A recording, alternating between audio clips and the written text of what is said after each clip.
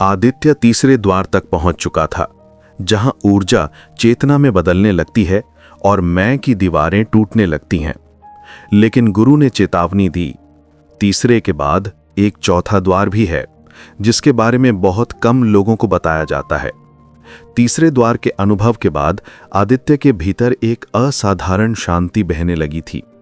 वो चलता था, पर जैसे जमीन उसे छूती नहीं।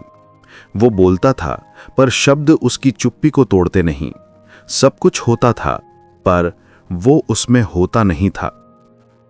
कभी कभी मौन इतना गहरा होता है कि स्वयं को सुनना भी एक घटना बन जाता है। गुरु ने उसे अपने पास बुलाया। उनके चेहरे पर गंभीरता की एक पतली सी रेखा थी, जो आदित्य ने पहले कभी नहीं देखी थी। गुरु बोले, आदित्य, 3 द्वारों तक हर साधक पहुंच सकता है यदि उसके भीतर प्यास हो, लेकिन चौथा द्वार वो प्यास से नहीं, समर्पण से खुलता है। आदित्य चकित था।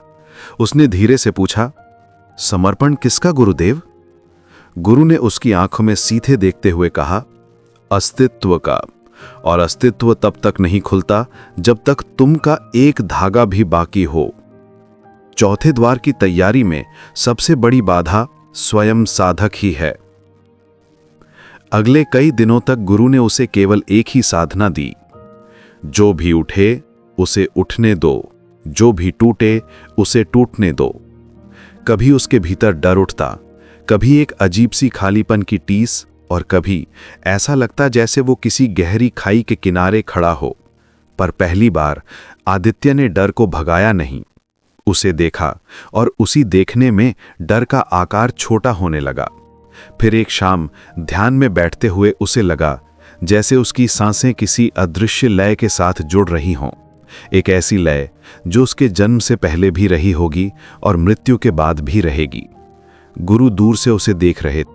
उनके होंठों पर एक क्षीण मुस्कान आई, पर उसी मुस्कान में एक हल्की सी चिंता भी छिपी थी।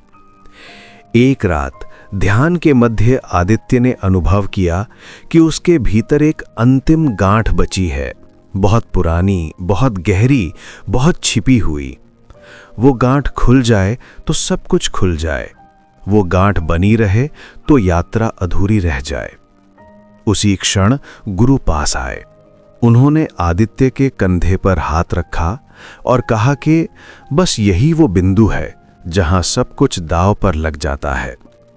आदित्य ने पूछा कि क्या मैं चौथे द्वार तक पहुंच जाऊंगा गुरुदेव? गुरु कुछ क्षण चुप रहे। उनकी आंखों में एक अनोखा मिश्रण था, प्रेम, चिंता और एक बहुत गहरा रहस्य। वे बोले कि चौथा द्वार खुल जाएगा आदित्य, लेकिन उससे पहले तुम्हें एक ऐसी सच्चाई जाननी होगी जो मैंने आज तक किसी शिष्य को नहीं बताई, और ये सच्चाई तुम्हारी पूरी साधना को बदल देगी।